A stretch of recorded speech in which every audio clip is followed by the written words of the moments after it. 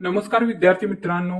आजच्या व्हिडिओमध्ये आपण IBPS आणि TCS ने मागील परीक्षांमध्ये जे विचारलेले प्रश्न आहेत तर ते प्रश्न पाहणार आहोत, जेणेकरून आपल्याला समजेल की IBPS आणि TCS कशा प्रकारचे प्रश्न विचारते.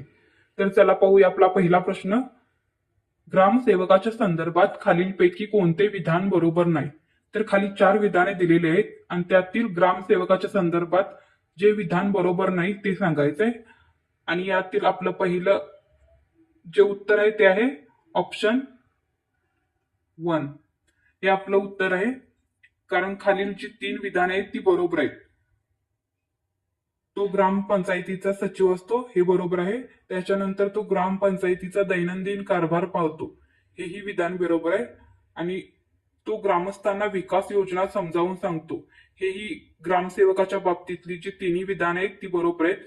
आणि चुकीचे विधान आहे ते तो ग्रामपंचायतीच्या सरपंचाकडून नियुक्त केला जातो हे विधान चुकीचं आहे.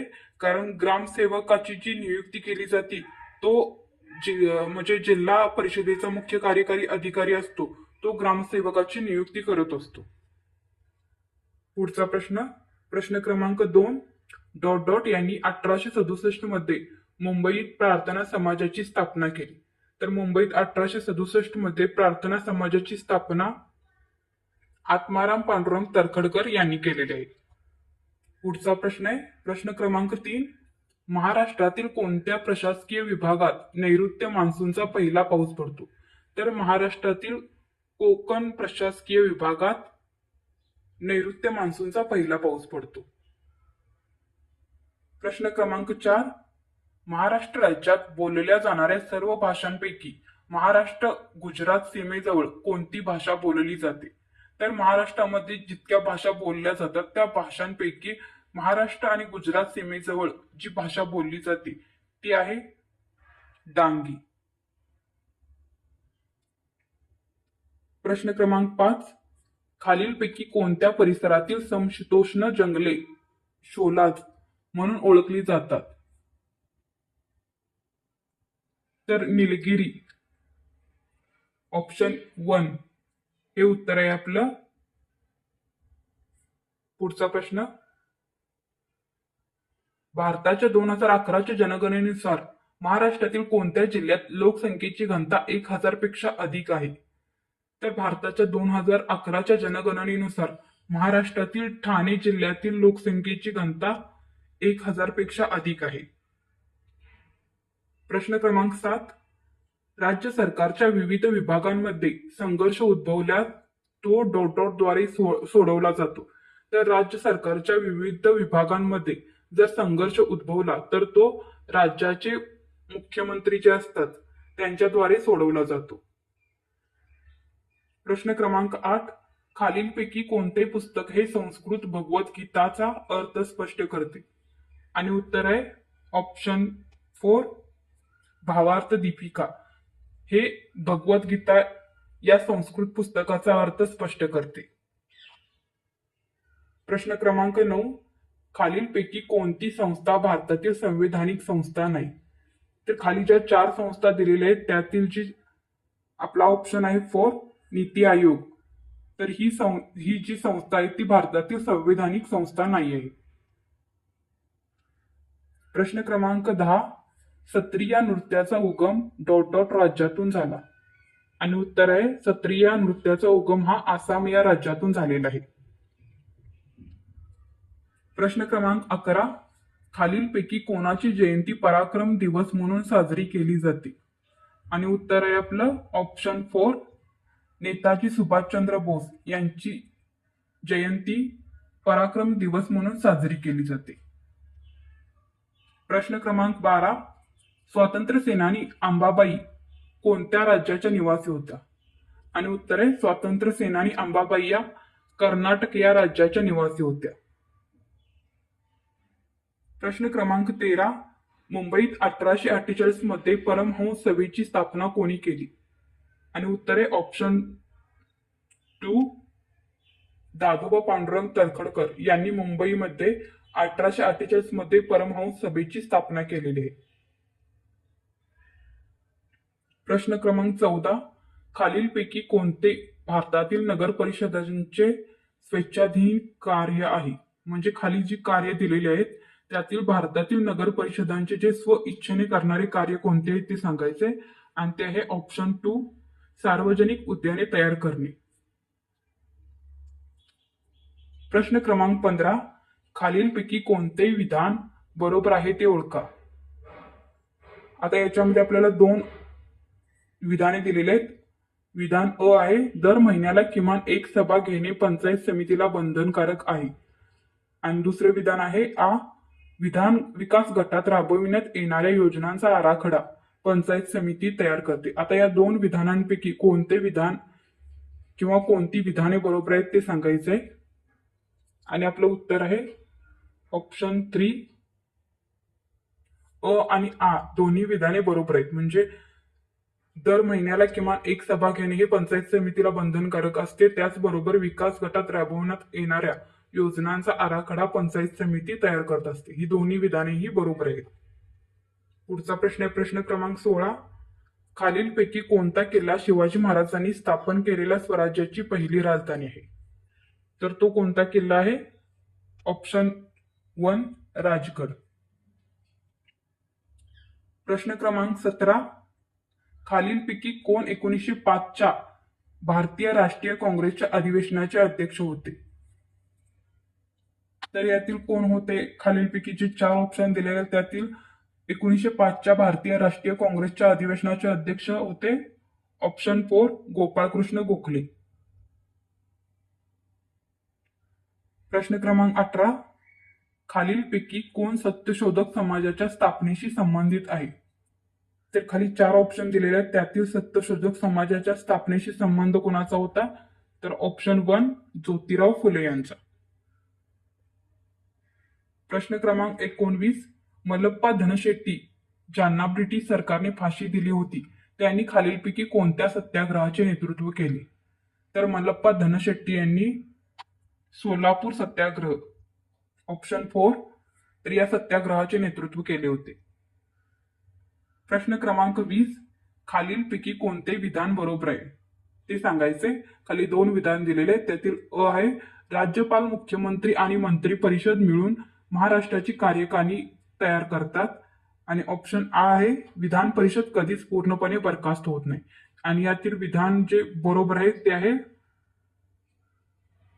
ऑप्शन 4, अ आणि आ दोन्ही विधाने बरोबर आहेत. प्रश्न क्रमांक 21, मराठवाड्यातील जांब येथील असलेल्या रामदास स्वामी यांचे खालीलपैकी कोणते साहित्य आहे. तर खालील जे साहित्य दिले त्यातील रामदास स्वामींचं साहित्य कोणतं आहे ते ओळखायचंय. तर ते आहे ऑप्शन 3, दासबोध. प्रश्न क्रमांक 22, भारताच्या 2011च्या जनगणनेनुसार महाराष्ट्राचे लिंग गुणोत्तर डॉट डॉट आहे.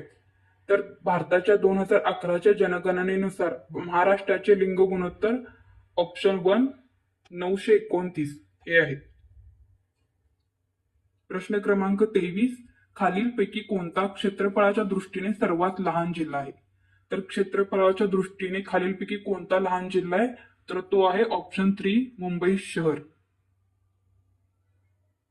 प्रश्न क्रमांक 24, एखाद्या व्यक्तीचे प्रकरण पुनरावलोकनासाठी सल्लागार मंडळासमोर आणण्यापूर्वी त्याला किंवा तिला किती काळ प्रतिबंधात्मक स्थानबद्ध ठेवता येते. आणि याचं उत्तर आहे ऑप्शन 2, 3 महिने. प्रश्न क्रमांक 25, नंदी कोलू हे खालीलपैकी कोणत्या राज्याचे नृत्य आहे. तर नंदी कोलू हे खालीलपैकी कर्नाटक या राज्याचे नृत्य आहे. प्रश्न क्रमांक 26, खालीलपैकी कोणत्या दशकात भारताने लोकसंख्येमध्ये टक्केवारीत सर्वाधिक वाढ अनुभवली. आणि उत्तर आहे ऑप्शन 2, 1961 ते 1971 या दशकामध्ये भारताने लोकसंख्येमध्ये विशेषतः टक्केवारीत सर्वाधिक वाढ अनुभवलेली आहे. प्रश्न क्रमांक 27, भारतीय राज्यघटनेच्या प्रस्तावनेत न्याय या संदर्भात खालीलपैकी कोणत्या शब्दाचा उल्लेख आहे. तर तो शब्द आहे ऑप्शन 2, आर्थिक. प्रश्न क्रमांक 29, भारताच्या 2011च्या जनगणनेनुसार बिहारचा साक्षरता दर किती आहे. तर भारताच्या 2011च्या जनगणनेनुसार बिहारचा जो साक्षरता दर आहे तो आहे ऑप्शन 2 61.80%. प्रश्न क्रमांक 30. महात्मा ज्योतिराव फुले यांनी डॉट डॉट मध्ये सत्यशोधक समाजाची स्थापना केली. आणि उत्तर आहे महात्मा ज्योतिराव फुले यांनी ऑप्शन 4 1873 मध्ये सत्यशोधक समाजाची स्थापना केलेली आहे. प्रश्न क्रमांक 31. डॉट डॉट मध्ये वल्लभभाई पटेल यांनी बारडोली येथील शेतकरी आंदोलनाचे नेतृत्व केले.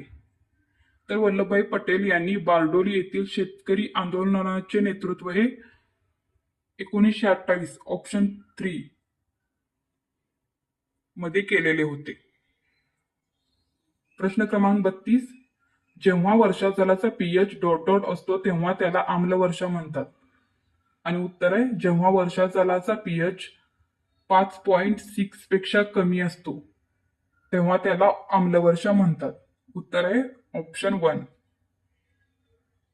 प्रश्न क्रमांक 33. 1651 मध्ये हुगळी नदीच्या काठावर भारतातील पहिला डॉट डॉट कारखाना उभारला गेला. आणि याचं उत्तर आहे ऑप्शन 3 इंग्रज. म्हणजे 1651 मध्ये हुगळी नदीच्या काठावर भारतातील इंग्रजांचा पहिला कारखाना उभारला गेलेला होता. प्रश्न क्रमांक 34. ब्रह्मपुत्रा नदी अरुणाचल प्रदेशात पोहोचल्यावर तिला डॉट डॉट या नावाने ओळखले जाते. तर ब्रह्मपुत्रा नदी जेव्हा अरुणाचल प्रदेशात पोहोचते तेव्हा तिला दिहांग या नावाने ओळखले जाते. ऑप्शन 4. प्रश्न क्रमांक 35. भारतीय राज्यघटनेतील खालीलपैकी कोणता अनुच्छेद किंवा कोणते अनुच्छेद हा किंवा हे शोषणाविरुद्धच्या अधिकाराशी संबंधित नाही किंवा नाहीत.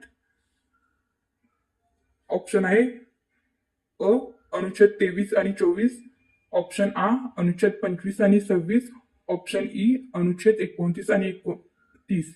तर यातील बरोबर जे उत्तर आहे ते आहे ऑप्शन 4 आ आणि ई. आ आणि ई म्हणजे अनुच्छेद 25 आणि 26 आणि अनुच्छेद 29 आणि 30 हे काय आहेत तर हे शोषणाविरुद्धच्या अधिकाराशी संबंधित अनुच्छेद नाही आहेत. प्रश्न क्रमांक 36. स्वामी दयानंद सरस्वती यांच्याबद्दल खालीलपैकी कोणते विधान बरोबर आहे. आणि उत्तर आहे ऑप्शन आहे आपल्याला 2 ऑप्शन हे दिलेले आहेत, विधाने दिलेले आहेत. त्यातील पहिलं विधान आहे त्यांनी आर्य समाज नावाची सुधारक संघटना स्थापन केली. आणि दुसरं विधान आहे ते विधवा पुनर्विवाहाच्या विरोधात होते. आता यातील कोणते बरोबर आहे तर ऑप्शन 3 फक्त अ बरोबर आहे. त्यांनी आर्य समाज नावाची सुधारक संघटना स्थापन केलेली आहे स्वामी दयानंद सरस्वती यांनी. प्रश्न क्रमांक 37. 1854 मध्ये लंडन मधील ईस्ट इंडिया कंपनीच्या कोर्ट ऑफ डायरेक्टर्सने भारतातील गव्हर्नर जनरल यांच्याकडे डॉट डॉट पाठवले. आणि याचं उत्तर आहे 1854 मध्ये लंडन मधील ईस्ट इंडिया कंपनीच्या कोर्ट ऑफ डायरेक्टर्सने भारतातील गव्हर्नर जनरल यांच्याकडे एक शैक्षणिक प्रशयन पाठवलेले होते.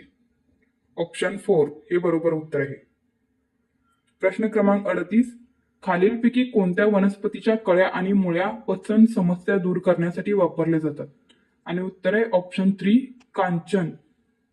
या वनस्पतीच्या कळ्या आणि मुळ्या पचन समस्या दूर करण्यासाठी वापरले जातात. प्रश्न 39. मेंदूमध्ये डॉट डॉट हा विचार मंथन करणारा मुख्य भाग आहे. आणि उत्तर आहे मेंदूमध्ये अग्र मस्तिष्क हा विचार मंथन करणारा मुख्य भाग असतो. प्रश्न क्रमांक 40. एप्रिल 2023 मध्ये भारतातील कोणत्या उच्च न्यायालयाने प्रतिस्थापित म्हणजे सरोगट पद्धतीने मूल जन्माला घालण्यासाठी कायदेशीर अडथळ्यांना तोंड देत असलेल्या जोडप्यांना मदत म्हणून तिहेरी चाचण्या म्हणजे ट्रिपल टेस्ट विकसित केल्या आहेत. तर हे ऑप्शन 4 कर्नाटक उच्च न्यायालयाने केलेले आहे. प्रश्न क्रमांक 41. माहिती अधिकार कायदा 2005 अंतर्गत 12 ऑक्टोबर 2005 पासून भारतात डॉट डॉटची स्थापना करण्यात आली. तर 12 ऑक्टोबर 2005 पासून भारतात केंद्रीय माहिती आयोग याची स्थापना करण्यात आलेली आहे.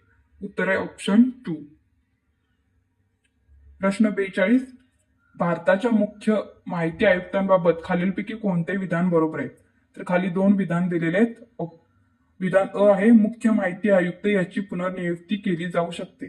विधान आ आहे कोणताही मुख्य माहिती आयुक्त वयाची 65 वर्ष पूर्ण झाल्यानंतर या पदावर राहणार नाही. आणि आपलं जे बरोबर विधान आहे ते आहे ऑप्शन 3 फक्त आ, म्हणजे हे विधान बरोबर आहे.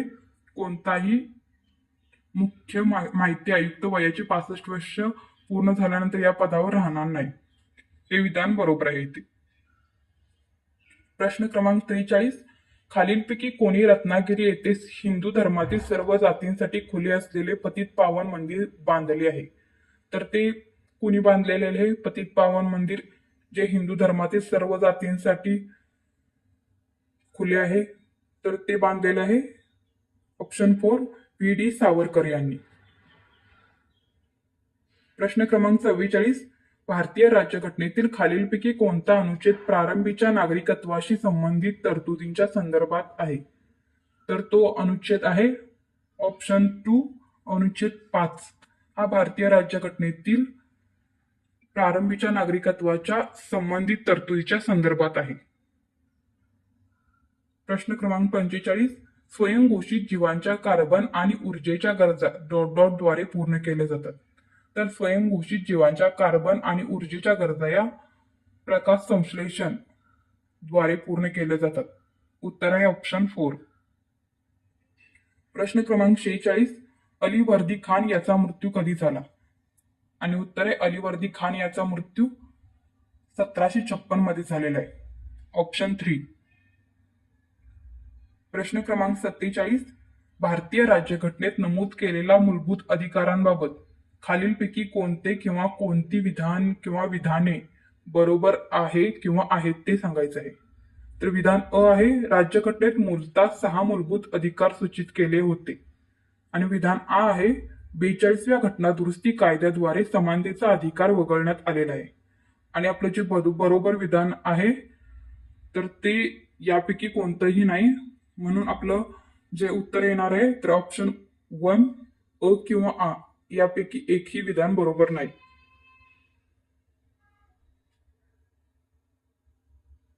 प्रश्न क्रमांक 48, भारताच्या 2011च्या जनगणनेनुसार लक्षद्वीपचा साक्षरता दर किती आहे?